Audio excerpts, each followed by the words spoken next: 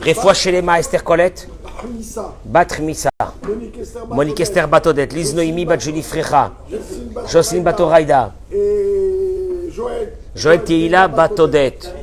David Benana. Chaya Chana Batsara. Leilou Nishmat Shalom. Shmuel Ben Shalom. Sheayom Pikudat Shenato Ruach Adonai. Tenihenu Began Eden. La refoua Shelema. Chaim Saadani Ben Yitzhak. Alice Bat Esther. Michal Bat Alice. Nathanael Raphaël Ben Kamuna. Frecha Bat Mesodi. Toda Rabba, merci Boker Tov d'être là ce matin. Je vais vous faire voyager dans quelque chose d'énorme aujourd'hui.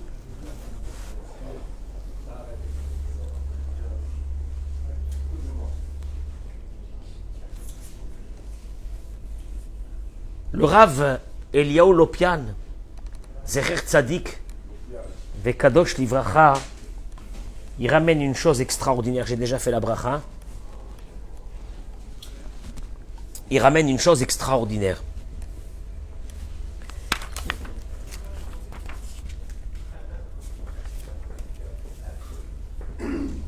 Il dit, nos ancêtres, écoutez parce que je vais aller vers une idée fondamentale de notre vie. Béhémet, écoutez religieusement ce cours de ce matin. J'attends que nos amis se connectent dans les réseaux sociaux. Ceux qui sont dans la cuisine, s'il vous plaît, le bar est fermé. Merci beaucoup, Benjamin, merci beaucoup pour ce petit déjeuner extraordinaire avec toutes les brachot qu'on a fait.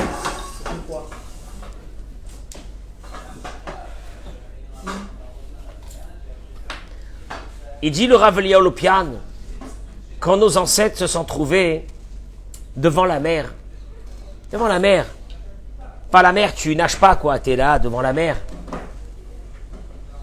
Tu sais que derrière il y a les Égyptiens, des deux côtés il y avait les bêtes sauvages, les serpents, les scorpions, ils sont là avec leur famille. En deux mots c'est foutu. Écoutez ce que je vais dire, parce que c'est énorme. Et ça va nous ouvrir une porte dans notre vie. Ce cours est destiné à nous, les hommes et les femmes qui vivons notre mariage, notre vie de couple, avec certainement pas mal de difficultés, ce qui est tout à fait normal. Et je voudrais vous donner aujourd'hui une dimension. D'ailleurs, ce cours devrait être écouté par les hommes et les femmes, par ceux qui devront se marier, pour comprendre la dimension du mariage. Mais vous allez voir, parce que l'idée, elle est phénoménale. Ils sont devant la mer. Mitzad Echad, il dit le Rav Eliyahu Lopian, Midbar, d'un côté le désert, de l'autre côté la mer. Vaïtzaku bene Israël el Hashem. Les enfants d'Israël ont crié, ont prié, ont supplié Dieu. Samuel, qu'est-ce qu'il dit Dieu? Quand ils ont prié, qu'est-ce qu'il dit Dieu? Vayemer Hashem el Moshe. Écoute à ce coup la réaction de Dieu, parce qu'elle est dramatique. Dieu dit à Moïse, Matitzak elai. Je peux traduire les mots? Arrêtez de prier! Arrêtez de prier! Arrêtez de prier! Arrêtez de prier, Hachem! Hachem, on sait bien que on a prié parce que nous avons, comme il dit le Midrash, saisi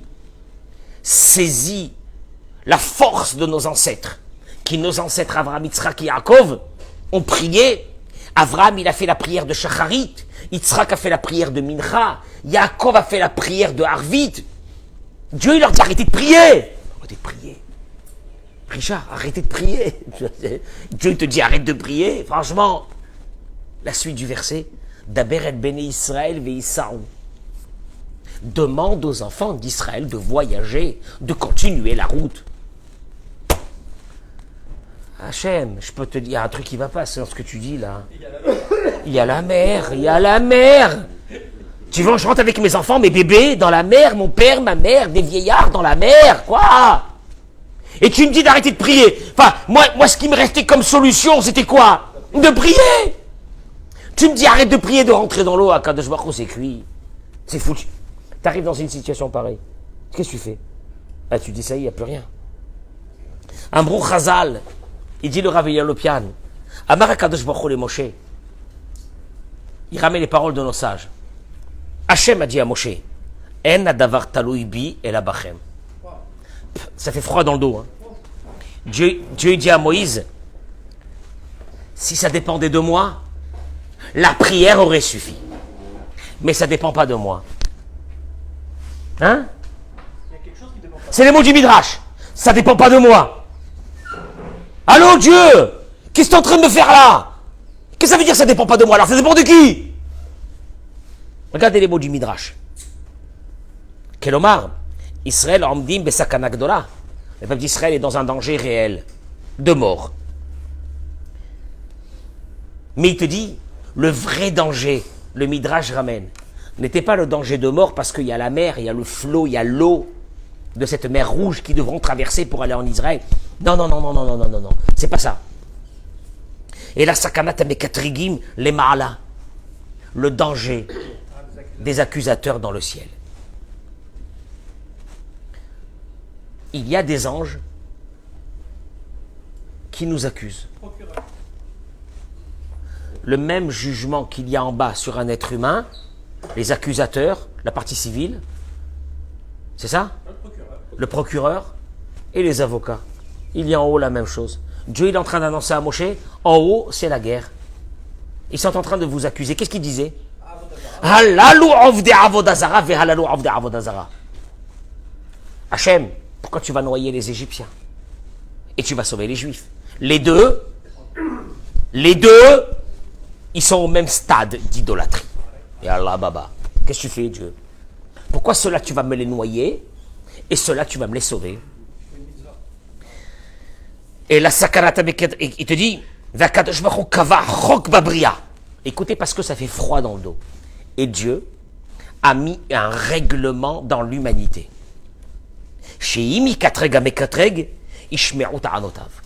Que quand il y a un accusateur sur nous, Dieu est obligé de l'écouter.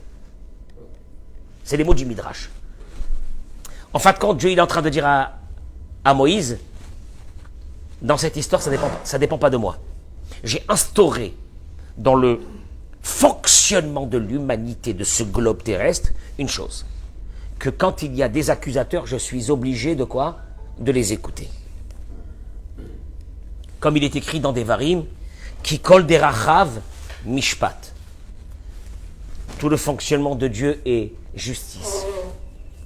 Veim lo ishme'u elav. Mettez-moi les noms des malades, mettez-moi les noms des personnes qui ont besoin de bracha et de hatzlacha, be'ezrat Hashem. Et vous allez voir ce que je vais vous donner. Je vais vous donner là ce matin une clé pour annuler tous nos accusateurs. Vous allez voir. Ve'im lo ishme'u elav, it'an la kadosh baruch Hu. Regardez les mots qu'il dit, les mots du Midrash. Et si Dieu dit à l'accusateur, j'ai pas envie de t'écouter, parce que je les kiffe moi les Juifs, j'ai pas envie de t'écouter, il va lui répondre, Imken lama barata oti. Alors pourquoi tu m'as créé? Dieu est mis en porte-à-faux, il est mis en porte-à-faux, parce qu'il y a des accusateurs sur nous. Si Dieu décide de ne pas les écouter, les accusateurs, qu'est-ce qu'ils vont dire, Eric? Alors pourquoi tu m'as créé? Ce sont des anges, je sers à quoi? Et c'est là que Dieu dit à Moïse, comme j'ai des accusateurs qui sont là et que je suis obligé de les écouter, le seul qui peut s'en sortir de ce pétrin, c'est vous. Je ne peux rien faire. D'abord, béni Israël, veïsaoun. Et là, Dieu dit, arrêtez de prier. Arrêtez de prier parce que votre prière elle est arrêtée par l'accusation. Je ne peux rien faire. Donc la prière, ça ne sert à rien. C'est affreux. La prière, ça ne sert à rien. Je fais quoi, moi? Alors moi, je fais quoi? Traduction, si je me trouve, moi, devant une situation où je prie à Dieu parce que j'ai besoin qu'il me sauve. Il y a des accusations qui sont là et qui disent à Dieu, ah, hop, hop, hop, hop, hop, hop, hop, hop, hop. Eh oh! Alors je fais comment moi?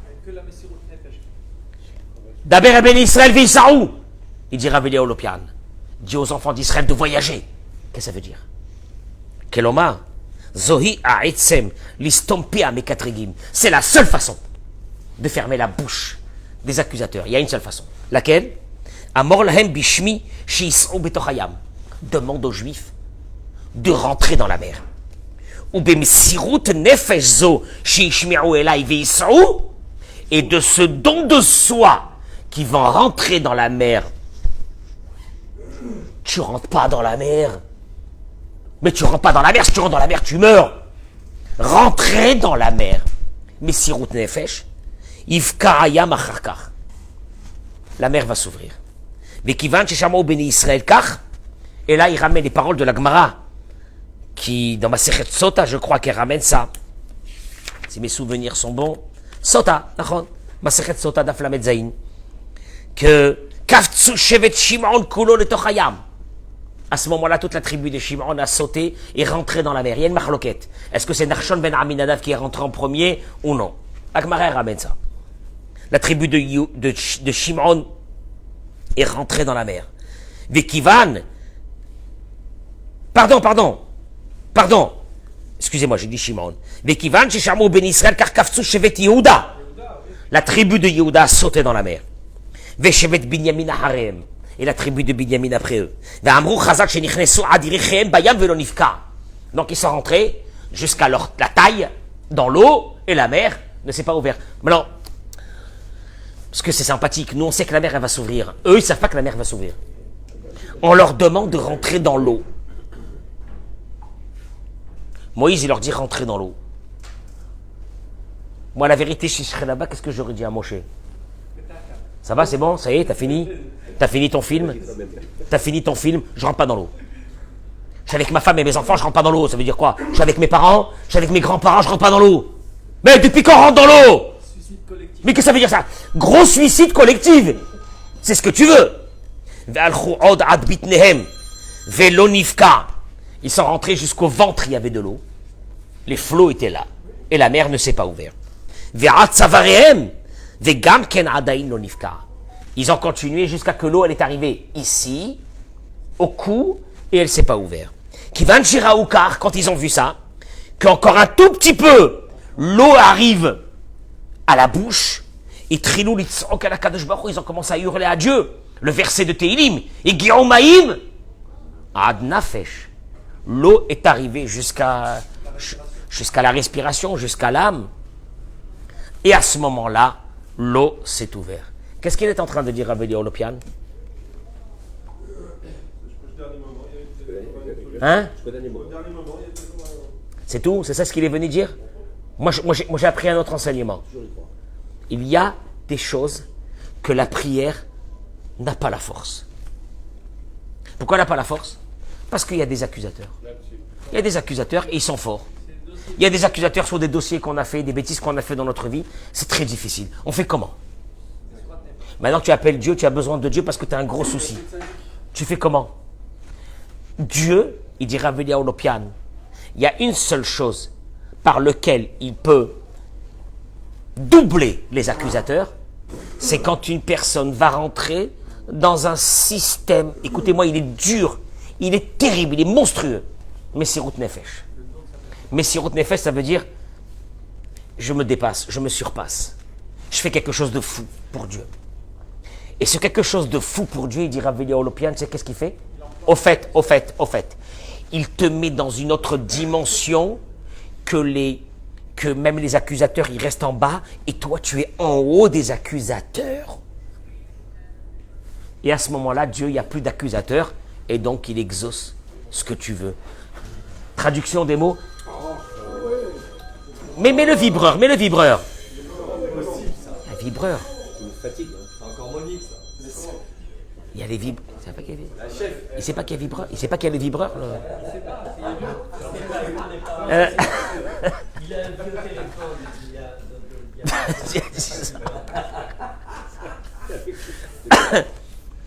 Dieu il te dit, regarde-moi. Si tu veux que je me conduise avec toi quand tu as vraiment besoin de moi, d'un miracle. Moi, le miracle, je peux te le donner si tu es avec moi dans une dimension des miracles.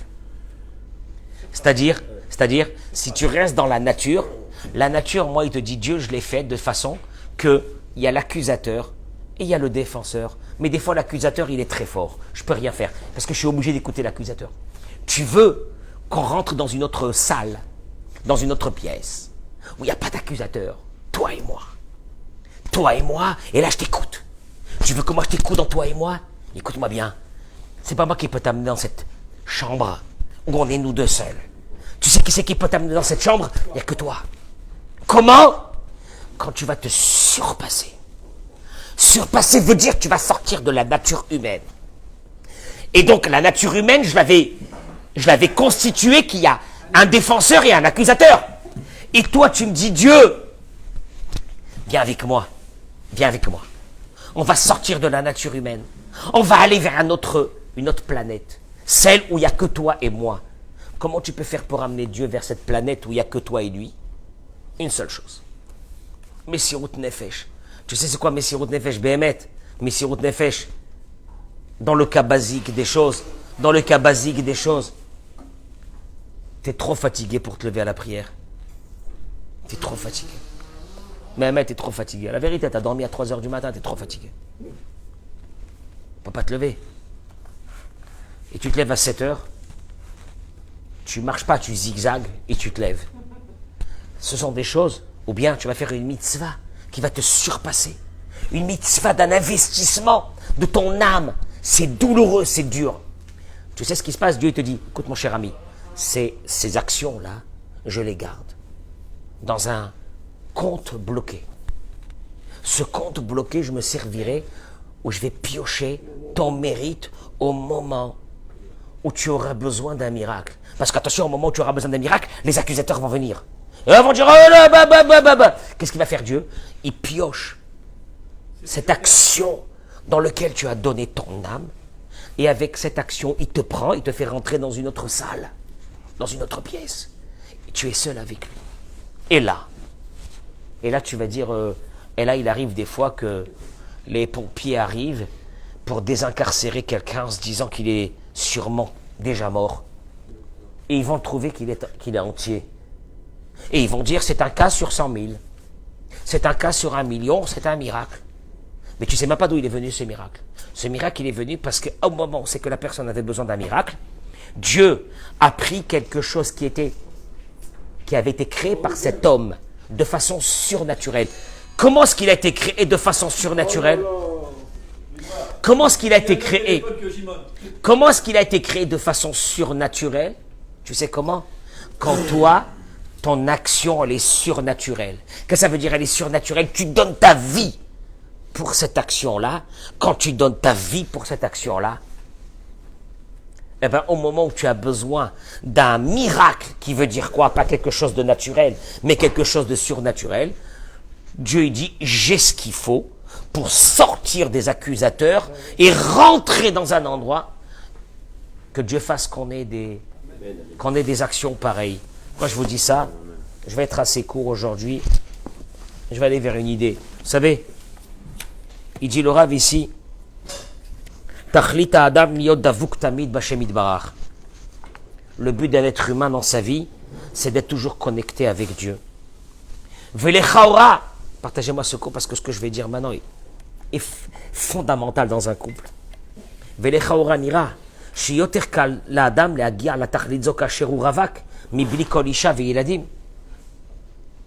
Si le but d'un être humain, c'est d'être connecté avec Dieu dans sa vie, à travers la Emouna, à travers tout ça, le Rav, il pose une question. Il dit,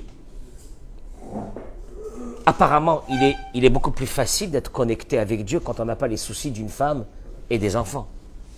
Oui ou non, Eric? Pas de mariage, prière, tranquillité, Torah, étude. Oui ou non? Donc en vérité, la vraie volonté divine, c'est quoi? C'est peut-être qu'on reste Célibataire. On reste célibataire. Puisque Dieu, ce qu'il veut de toi, c'est ton travail personnel, c'est ta émouna, c'est ta connexion avec Dieu. Eric, peut-être qu'il aurait été mieux que quoi? Tu te rends compte quel souci qu'on a une femme et des enfants? Maman. Allô, célibataire, qu'est-ce que tu fais connecter avec Dieu? Quelle beauté. Oh non. Et il te dit, grâce à ça, il accomplit complètement la volonté divine. C'est d'être connecté avec Dieu. Dis-moi, c'est facile d'être connecté avec Dieu, avec une femme et des enfants, et la parnassa et tout ça? Allô? Ah, lokachem pene advarim. Mais malheureusement, la réalité n'est pas comme ça.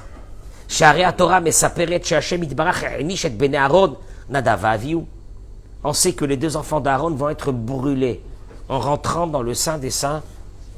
Et l'une des raisons fondamentales pour lesquelles ils ont été punis, c'est qu'ils n'ont pas voulu se marier. Eh oh, ils n'ont pas voulu se marier parce qu'ils voulaient rester connectés avec Dieu. Et Dieu leur a dit, c'est justement ça le problème. Mais je ne comprends pas Dieu. Tu veux qu'on soit connecté avec toi. Tu veux qu'on avance spirituellement. Et que tu me donnes un des problèmes les plus insolubles du monde qui s'appelle le mariage. Tu sais qu'est-ce qui se passe actuellement? Un mariage sur 2, c'est le divorce. 1 sur 2. On arrive bientôt à ce qu'il y aura plus de divorces que de mariages. Vous vous rendez compte? 1 sur 2. Je vous parle pas de ceux qui sont en train de divorcer. Je vous parle pas de ceux qui vont divorcer dans les mois à venir et les années à venir. C'est en train de partir en sucette, mais totalement. Vous ne pouvez pas nous laisser tranquille, Dieu. Allô, les hommes, accessoirement, vous vous mariez. Si vous ne voulez pas, ce n'est pas la peine. Restez célibataire parce que c'est beaucoup mieux pour moi, parce que j'ai une connexion avec vous, Dieu. Or, tu vois dans la Torah que Nadav et Avihu vont être tués parce que quoi? Parce qu'ils ne se sont pas mariés. Alors, je ne comprends pas. Tu veux quoi? Et il dit la chose suivante. Eh ben voilà, chez les chrétiens, il y a cette notion que quelqu'un qui se voue à Dieu ne peut pas être embêté par un mariage. Allô? Mais tu sais que la 3/4 de notre journée, elle part avec cette histoire de la femme et des enfants et des machins. Bon, non. 3/4, moi j'aurais pas dit le 3/4, j'aurais dit encore plus que ça. 120%. Il ramène ici, il dit, alors pourquoi Dieu nous a donné cette... Enfin, c'est une question que je pose aux jeunes. Je ne pose pas cette question qu'aux jeunes, je la pose aux mariés. À ceux qui sont mariés depuis des années, je leur dis, dites-moi, pourquoi vous êtes mariés? C'est quoi cette question bizarre? Parce qu'il faut se marier. Non, parce qu'il faut avoir des enfants. Je reprécise ma question.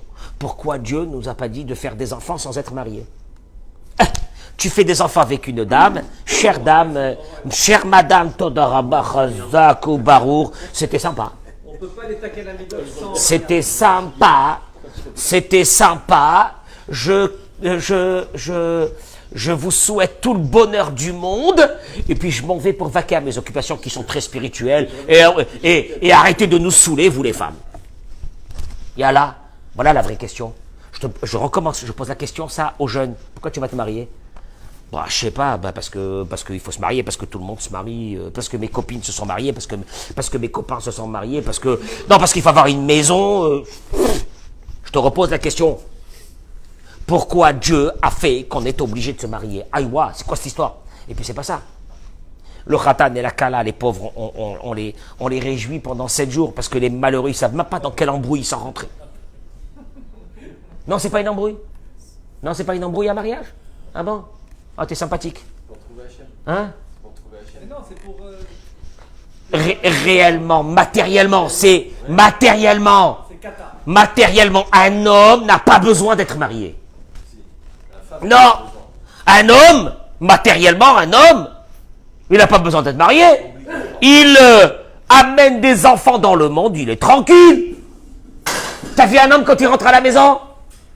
Il rentre pour manger et dormir. Et qu'on le laisse tranquille. Il n'a pas besoin du mariage. T'as vu toi un homme qui rentre à la maison qui dit, oh là, allez tout de suite, un peu de ménage, on y va, je nettoie, j'arrange, et je donne à manger, oh, on va cuisiner. Attends, je vais cuisiner, et puis on va nettoyer. Mais ça va pas, il rentre à la maison, il dit, j'en peux plus, je suis fatigué, je vais me poser un moment, laissez-moi tranquille, me casser pas la tête, etc., etc. Vous, non? Ah, lama, question, lama, pourquoi Dieu, tu nous as fait cette embrouille? Et il dit, surtout que cette mitzvah va le rendre dans une situation où il doit aborder le monde matériel, alors que la vocation d'un être humain était d'être complètement quoi? Dans le spirituel. Je veux dire, les plus grands rabbinim du monde, tu te dis, mais est-ce qu'ils avaient besoin vraiment de se marier? Est-ce que le rabbi avait besoin de se marier? Est-ce que Rabbi Nachman avait besoin de se marier? Je sais pas, c'est des grands tzadikim. Est-ce que Rav Steinman avait besoin de se marier? Je veux dire, peut-être que le mariage, justement, l'a freiné dans des ambitions spirituelles. Oui, on a. Grosse question. On voit aussi quelque chose. Oui, je t'écoute. On voit que Moshe, quand Hachem il lui a parlé, c'est qu'une fois qu'il était marié qu'il avait un enfant. Il n'a pas parlé avant. D'accord, mais tu vois aussi qu'à partir du moment où Moshe a été connecté à Dieu, qu'est-ce qu'il a fait? Il s'est séparé de sa femme. Ah, il y a un vrai problème. Alors, mais regardez, parce que je vais rentrer dans une dimension qui est énorme, je ne vais pas vous prendre longtemps. Il dit comme ça. La réponse, elle est Tachlit Briat Haolam, le but de la création de ce monde. Kiyum Torah, l'accomplissement des valeurs de la Torah. Les valeurs de la Torah, la bonté, la gentillesse, l'altruisme, les grandes valeurs, le contrôle de soi, etc. Mais mila gamikar anisayon shel adam matril rak kasher adam mitraten. Tu sais quand est-ce que tu vas mettre en exergue? En confrontation la réalité de ta vie, ça fait peur, la réalité de ce que tu es vraiment, parce qu'on te parle de bonté, de gentillesse, d'empathie. C'est sympa, il parle bien le rabbin, il a parlé d'empathie, de gentillesse. Oh, c'est des vraies valeurs universelles du monde. Moi j'aime bien comment il parle, etc. On va te dire, viens ici, espèce de bougre là, viens. Tu sais où c'est qu'on va voir si tu as ces qualités ou tu les as pas? Dans la maison. C'est la pratique de C'est la... Écoute-moi bien, tu peux être le meilleur avec tes copains, tu peux être le meilleur avec tes collègues, tu peux être le meilleur avec tes secrétaires, tu peux être le meilleur avec tes copains à la SINA. Au fait, c'est pas toi. Mais c'est pas toi, c'est ça qui est terrible, ça fait peur, c'est pas toi.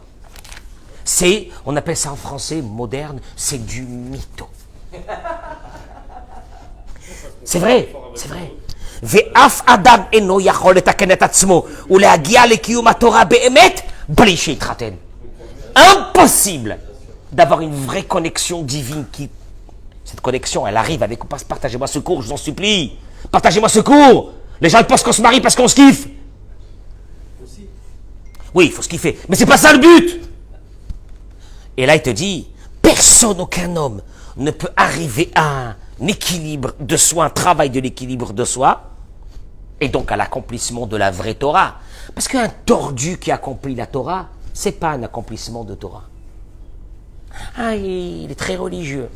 Il met 2 paires de téfilines, il peut mettre encore 15 paires de téfilines sur sa tête, il peut remplir sa tête de téfilines. Il peut mettre 25 talit. Il peut mettre une barbe qui va aller jusqu'au parterre. Et alors, qu'est-ce qu'il y a? Mais il est pas dans la Torah. Être dans la Torah, être dans un équilibre.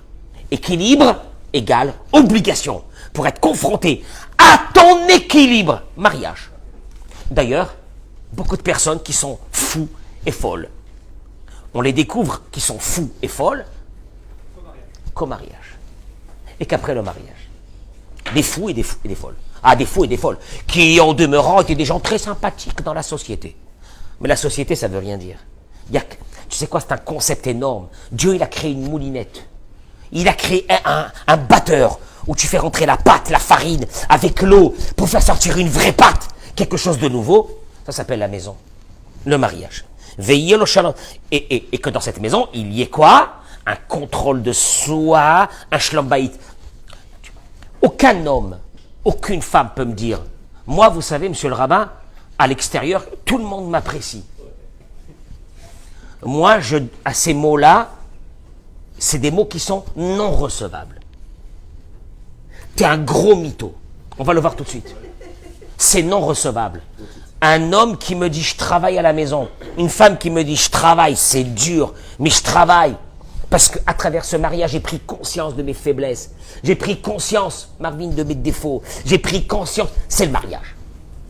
Et là, il te dit, que dès la saute, averot tous les tsaïrites, quoi? Alors, certaines personnes se sont mariées, et c'est là qu'ils font souffrir le mari ou la femme. Ou machar shibili traten adam eno yachol le kayem et Torah, mais milan avon chamour misé shadam oferet mitziut ba'olam le miyuteret. Comme le seul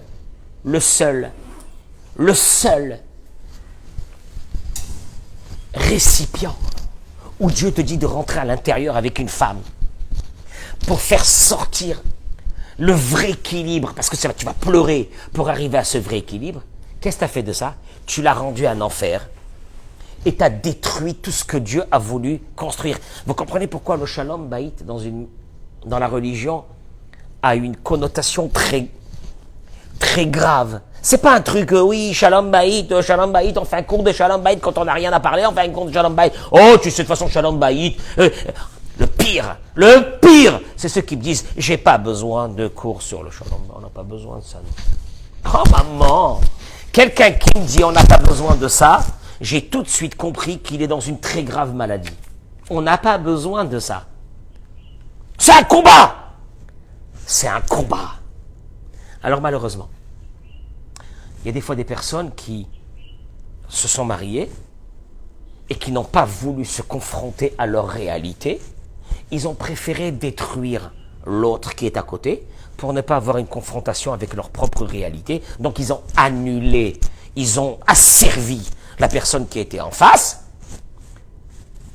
Et je le vois tous les jours dans un couple. Des personnes, que Dieu nous préserve, des hommes ou des femmes asservis, ce qui va permettre à l'autre qui est complètement déséquilibré à se sentir bien. Or, quand tu prends la personne qui est en face de toi, tu la relèves et tu lui donnes des forces. Elle a la capacité de te dire ce qui ne va pas chez toi. Et c'était pour ça que le mariage a été créé. Donc il y a deux façons. La première, c'est que tu relèves l'autre. C'est dur de relever l'autre. Parce que cet autre-là, il m'a saoulé. Mais il t'a saoulé, sache une chose. Cette confrontation avec une personne qui est diamétralement opposée à toi, c'est le but de la Torah. Et c'est pour ça que c'est marqué que Dieu se trouve que dans une maison où il y a le shalom. Dieu se trouve dans une maison où il y a le shalom. Ouais, shalom, qu'est-ce qu'il y a? Qu'est-ce qu'il a Dieu dans une maison où il y a le shalom? Parce que c'est là-bas que son projet de faire sortir de l'être humain ce qu'il y a de meilleur est en train de s'accomplir. Ça rentre dans la mer alors, par rapport à la paracha de cette semaine, ce que je disais. Ah ben voilà. Il se pose la question depuis tout à l'heure, pourquoi j'ai permuté dans cette histoire? Le Talmud il dit que la parnassa, c'est pour qu'il y ait la parnassa, c'est un miracle aussi grand que l'ouverture de la mer. Le zivoug aussi, c'est comme par hasard, c'est l'ouverture de la mer. Je me marie avec une meuf, je la kiffe, on se marie, je vois pas quelle ouverture de la mer. L'ouverture de la mer, c'est que mon pote, tu sais même pas pourquoi tu t'es marié. Et tous ceux qui n'ont pas accepté de rentrer dans cette moulinette qui va les changer, vont aller tranquillement au divorce. Traduction des mots, moi j'aurais bien voulu qu'à la place que les rabbins dans la choupa fassent des beaux discours, alors nous avons Khatan et la Kala qui leur disent, mesdames et messieurs, vous allez souffrir. Ah mais c'est la réalité. Vous allez galérer. Non, vous allez galérer. Ça va être dur. Si vous avez le courage, si vous avez la force, vous allez comprendre que il va démonter l'autre. Il va le déstructurer pour faire sortir de lui ce qu'il y a de meilleur. Ah non, je peux pas. Mais non, on s'est pas marié pour ça. Et il est là, le khatan, il est là, il est fier, avec son nœud pape, il arrive. Non! Et ça fait 25 piges qu'il fait le signe. Il est comme ça, il est fier, il a une belle bagnole, il commence à bien réussir dans la vie, il est là. Et puis la fille, elle arrive. Ah, c'est une princesse, elle est sûre qu'elle est dans La Belle au Bois dormant ou Blanche-Neige, elle est comme ça, maman! Mais vous savez même pas dans quoi vous allez. Et c'est la réalité. Mais je ne dis pas ça pour décourager les gens de se marier. Il faut prendre conscience pourquoi on s'est marié. Et les gens qui n'ont pas pris conscience pourquoi ils se sont mariés, ils vont arriver au divorce. Là est le problème. Là est le problème. Juste une petite chose. Il ramène ici, je vais vous la faire très courte. Il ramène ici, c'est pas une histoire, c'est un exemple, hein. Donc ça n'a jamais existé. Du Gaon à Adir, du grand Gaon, du grand Rav, du très grand Rav. Ce grand Rav, depuis qu'il était jeune, il était très intelligent. Il a grandi dans la Torah. Il est devenu quelqu'un de très très grand Torah. Il s'est marié. Et donné des cours dans le monde entier. Il était adulé. Il a ouvert des gmilout rassadim pour le... un homme extraordinaire. Seule zone d'ombre chez ce Gaon Hatzadik. Seule zone d'ombre. C'est quoi? C'est que chez lui à la maison, sa femme, ça va pas. Et quand il rentre à la maison, elle lui reproche de ne pas être là. Elle lui reproche de ne pas être présent. Elle lui reproche de ne pas être dans sa vie à elle. Elle lui reproche des choses comme ça. Et puis à un moment donné, je vous la fais très très court, l'histoire, parce qu'il la ramène, elle est fabuleuse. Ce Gaon Hatzadik en a marre. Il décide de se consacrer à toute la communauté, au monde entier. Ces moments dans la maison deviennent de plus en plus espacés. Ah, qu'est-ce que c'est cette maison avec cette femme-là? Bon, c'est un caparat arbonnote que Dieu m'a donné. Mais moi, regarde comment les gens... Et tout le monde est là, et tout le monde est zanig, etc. Il ramène le Rav. Ben, ce Gaon Hatzadik, comme tout le monde, un jour, il doit partir de ce monde. Et voilà que son âme arrive dans le ciel, elle est saisie par des anges avec une violence, on le traîne. On l'amène devant la justice divine dans le ciel. Et à la place de l'appeler Rabbi, Rabbeinu, comment dans le monde il a été adulé, on l'appelle avec son prénom. Il dit, mais je comprends pas. Mais je comprends pas. Je crois qu'il y a erreur sur la personne, c'est pas possible. Hein? mais Saint-Pierre, tu t'es trompé. Il y a erreur sur la personne. Allô, mais regardez vos fiches. Et là, on va lui dire une chose, c'est terrible comment il dit ça, moi ça me fait peur de le dire, Aval Zenachon. Il lui dit, Kol Zebalecha, tout ça t'est arrivé, mais Pneshelo Evanta. Parce que quand tu étais dans ce monde, tu n'as pas compris. Sheikara minfran viikara avoda shelcha ilichiot bishlom bait. Que ton seul travail que tu avais à faire dans ce monde, le plus fondamental, c'était de te construire à travers la paix dans une maison. Chashavta chez bitul Torah, chez bizouzman, itiachasta ke'el netel ou ke'el mitra de kol mitzvot arabot, chez ben ish veishto. Pour toi, ta maison, c'était un endroit de soucis, c'était un endroit de perte de temps, c'était un endroit où il ne fallait pas investir, c'était un endroit, il y a d'autres endroits. Et tu vas remarquer que tous ceux qui ont des problèmes à la maison, ils sont très appréciés dehors. Ils sont très appréciés dehors. Les hommes et les femmes, hein, je parle. Très appréciés dehors. Ils sont très appréciés dehors, tu sais pourquoi? Mais d'abord, mais bien sûr, mais c'est pas ça. C'est que pour eux, faire des efforts à la maison, c'est de la perte de temps. Investir. Quoi? Qu'est-ce qu'elle a? Qu'est-ce qu'elle veut? Qu'est-ce qu'il y a? Qu'est-ce qu'il y a? Qu'est-ce qu'il y a encore? Qu'est-ce que j'ai fait encore? Ou bon Dieu. Quand je te dis, chut, tu rentres à la maison. Là, aujourd'hui, travail des midotes. Anava, ne pas s'énerver, se contrôler. Ça, je le dis aux hommes et aux femmes. Parce que beaucoup de femmes me disent, monsieur le rabbin, moi, vous savez bien que tout le monde m'aime beaucoup, combien je suis apprécié chez tout le monde dehors. Moi, je te pose une question. Comment ça peut arriver que tu te bats avec ton mari et que des fois, pendant des jours et des jours, vous ne vous parlez pas, des semaines, vous ne vous parlez pas? Ça s'appelle un couple. Traduction des mots, ce que tu es apprécié dehors, c'est une escroquerie. C'est rien d'autre.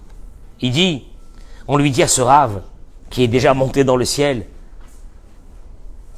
si tu avais investi dans ta maison, tu aurais vu combien que tu es loin de la vraie accomplissement des mitzvot. Je répète encore une fois, la Torah, elle a une seule vocation. La Torah a une seule vocation. À travers les messages de la Torah, équilibrer l'être humain. Tu peux être le plus tordu du monde. Parce que tu as des antécédents, parce que tu as des problèmes, parce que ta vie, etc. La Torah devrait te donner... La Torah, elle est venue pour une seule chose. Elle te dit, regarde bien, si tu n'es pas équilibré, tu n'es pas dans la Torah. Traduction des mots, un déséquilibré qui se cache derrière la Torah, c'est la pire. Mais c'est la pire des blasphèmes. Il n'y a pas plus blasphématoire que ça. D'être caché derrière la Torah pour garder ton déséquilibre. Alors que la Torah, elle te dit, je suis venu pour une seule chose. Te confronter à tes faiblesses de ton âme, et tu es revenu dans ce monde pour t'équilibrer. Tu as la colère, tu as des choses comme ça, tu dois les enlever. Tu peux pas, t'es pas vivable, t'es pas supportable, t'es pas tout ça. Faut que tu deviennes quelqu'un de normal, Normal, je me contrôle. Normal, je peux être énervé, mais je me contrôle. Normal, je peux faire attention à ce que je fais dans ma vie. Comment je parle. Normal, je vais envie de dire un mot qui est pas bien, je le dis pas. Je me contrôle. J'ai appris à me contrôler. Tu n'as pas ça? T'es pas dans la Torah, t'es un sauvage. T'es un gros sauvage. Je suis religieux. Je suis un religieux. T'es pas un religieux. T'es pas un religieux, t'es un âne. T'es un âne. T'es un âne. Il te manque plus que les grandes oreilles. Et il est là. Moi, je comprends pas comment il parle comme ça. Le rave, c'est excessif, c'est machin. Mais maître, vous allez voir. Je termine avec ça. On lui dit à ce grand rabbin, pourquoi quand ta femme, elle t'a parlé, tu n'as pas pensé que c'est peut-être le message de Dieu à travers ta femme? Quand ta femme, elle t'a dit de rester à la maison, et tu as dit non, moi j'ai des choses à faire dehors, pourquoi tu n'as pas pensé que c'était Dieu? Etc., etc. Pourquoi tu n'as pas développé la bonté? Tu sais c'est quoi la vraie bonté? Parce que nous, la bonté, c'est quoi? La vraie bonté, c'est Miché Berach Avoteno. Alors, Bavour, chez Unoten, la tzedaka devant tout le monde. Ah, il dit 1000 euros, 10 000 euros. Oh, il est bien. Et tout le monde dit Hazar. Oh, kolakavod. Ah, kolakavod.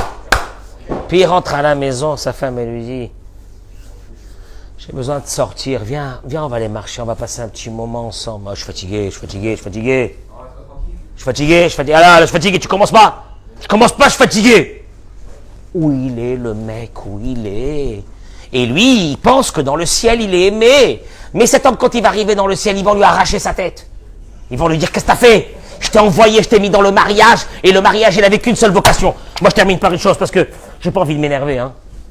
Vous savez. Ah, c'est bien. Non, il y a une dame qui a marqué hier dans les commentaires, arrêtez de vous énerver. Parce que pour des gens, c'est synonyme d'élever sa voix, c'est synonyme d'être énervé. On peut élever sa voix sans être énervé ou non? Alors il dit, Rabbi Nachman de Breslev, il dit une chose extraordinaire. Il dit dans l'Ikutei Moran, Ikar atachlitu rak la'avod v'ilech b'darkei Hashem lishmo yitbarach kedei lizkot la'akir oto yitbarach ve'lada'at oto yitbarach shezeu tachlit. Le seul but d'un être humain dans ce monde, c'est de connaître Dieu. À travers quoi je connais Dieu? Moi, je connais Dieu. À travers quoi tu connais Dieu? À travers les mitzvot qui ont été donnés dans la Torah, qui t'obligent à te contrôler. Tu parles pas un mot que tu n'as pas parlé. Tu ne dois pas te mettre en colère. Tu dois avoir bon cœur. Pour qui? Pas pour les autres. Pour ceux qui sont à côté de toi. Non, je veux pas. Il dit le Rav la chose suivante. Il dit, Umachar, Ubaru viadoua shanisyonot hakashim shel hachaim hem dafka im ha'ba'al ve'ha'iladim. Il le dit aux femmes. Vous les femmes, vous avez la émouna, vous avez la foi. Elle est ancrée en vous. Mais sachez une chose, votre nisayon à vous, c'est votre mari. Ah oui. Ah ben oui. Tu vas avoir des femmes qui sont très patientes avec tout le monde. Qui sont très gentilles avec tout le monde. Qui sont très avenantes avec tout le monde. Quand c'est le mari, il rentre à la maison, le mari. Maman, un mari rentre à la maison. Non, il rentre à la maison. Même pas bonjour. Ah, j'en peux plus. Ils m'ont tué. Ils m'ont fait, les enfants, etc. Dis-moi. Ktat kavod. Tu as raison, tu es énervé. Contrôle-toi. Le contrôle. Ce contrôle-là qui nous manque aujourd'hui, qui va nous tuer dans les couples. Et c'est ce qui va amener. C'est ce qui va amener malheureusement que les... Mais, encore une fois, quand tu abordes un mariage avec la Messirut Nefesh qui est demandée, tu sais laquelle qui est demandée? Mais mettre la Messirut Nefesh qui est demandée. Pas je rentre, je subis le mariage. Tu rentres comme dans la mer. Comme dans la mer. Quoi comme dans la mer? Oui, comme dans la mer. Akadosh Baruch Hu, je sais que c'est ce que tu voulais. Eh bien, je vais rentrer jusqu'à que l'eau, elle va arriver là. Mais sache une chose, hein, celui qui aborde son couple, Je parle aux hommes et aux femmes, hein, parce que ça ne peut pas être un seul. Hein. Faut pas rêver, hein, les deux, qui abordent le couple, en se disant, c'est marié pour une seule chose. Le travail des midotes, le travail de devenir un Ben Adam normal, le travail de ne plus s'énerver, le travail de faire passer un vrai Shabbat à la maison, à tout le monde, le travail de se contrôler à table, le travail de ne pas dire une parole qui risque d'envenimer la situation, le travail comment on parle avec les enfants, le travail comment on gère un train-train quotidien. C'est ce que Dieu a voulu de toi. Mais là, grosse messirut nefesh, gros don de soi, gros don de soi. Mais c'est ce qui te dit Dieu. T'inquiète pas, hein. Mais t'inquiète pas, t'es pas une victime. T'es pas une victime. Parce que tu vas voir comment je vais te faciliter beaucoup de choses dans ta vie. Et des miracles qui vont t'arriver. Parce que tu n'es plus dans le monde naturel. Tu es rentré dans une conception qui est tellement dure aujourd'hui. Qu'est-ce qu'ils te disent les hommes et les femmes aujourd'hui? Ah, célibataire, il n'y a pas mieux. Mais Vadaï qu'il n'y a pas mieux. Mais Vadaï qu'il n'y a pas mieux. Tu sais pourquoi il n'y a pas mieux? Parce que tu es confronté à aucune réalité de ta vie. Tu es très bien. Mais je répète encore ce que j'ai répété des centaines de fois. Je vous en supplie, ne mariez pas vos enfants comme ça. Ne les mariez pas comme ça. Si vos enfants n'ont pas passé des vrais stages, je ne sais pas, il faudrait peut-être ouvrir des écoles. Non mais ma parole, Eric, tu veux que je te dise une chose? Il faudrait qu'ici à Natania, on ouvre une école de Je rigole pas parce que... Eric, et l'inscription, tu la mets à, je sais pas combien, un gros billet. Tu sais pourquoi? Mais tu sais pourquoi? Parce que de toute façon, les parents seront gagnants. Avec s'ils vont dépenser comme pognon pour faire un mariage, et qu'un an après, c'est parti en sucette, je peux vous assurer que ça coûte pas cher. Un vrai stage. Allô? Le rabbinat, il fait ça. Hein? Le rabbinat? Tu attends le rabbinat qu'il fasse quelque chose? Je suis pas d'accord. Tu peux le faire avant. Non. Il y a une centaine d'années, les gens étaient beaucoup plus équilibrés qu'aujourd'hui. Il n'y a pas d'équilibre aujourd'hui. Aujourd'hui, nos jeunes vont passer leur vie sur TikTok et Insta jusqu'à l'âge du mariage et ils vont se marier. Avec quoi tu vas te marier là? Comment tu sais comment tu vas gérer? Tu sais comment tu vas gérer ça? Non, je sais pas. On verra bien. Non, d'un seul coup, c'est à la grâce de Dieu. La Emouna. Ah ouais, nous on a la Emouna. Bracha. On est dit ça, on n'est pas dit. Le rabbinat. Rabbi Hanan ben Akasha אומר רצה הקדוש ברוך הוא לזכות את ישראל. שנאמר אדוני חפץ למען צדקו יגדיל תורה ויאדיר. אמן. אמן.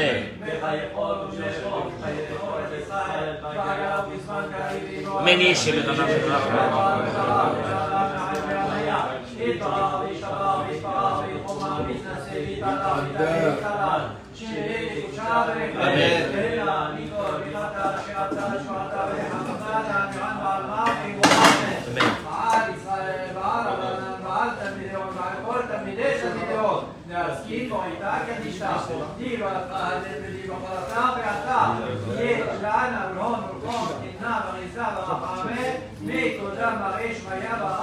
אמן.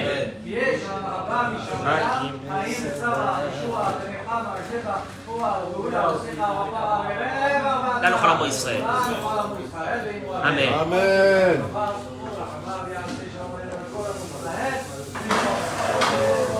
Partagez-moi ce cours, mesdames et messieurs. Marie, tu vas où? Partagez, pour faire prendre conscience, à nous d'abord, que le mariage c'est un vrai travail qui doit être fait par les deux. Une vraie réflexion sur le mariage aujourd'hui. Bracha v'hatzlacha, que Dieu soit avec vous. Amen.